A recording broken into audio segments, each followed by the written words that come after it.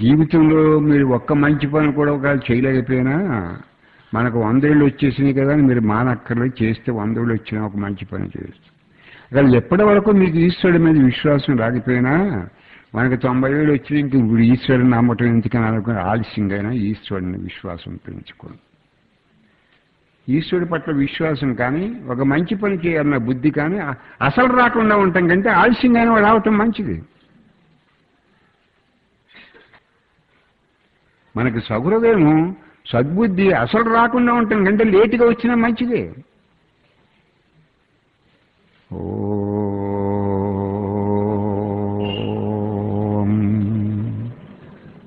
ఓం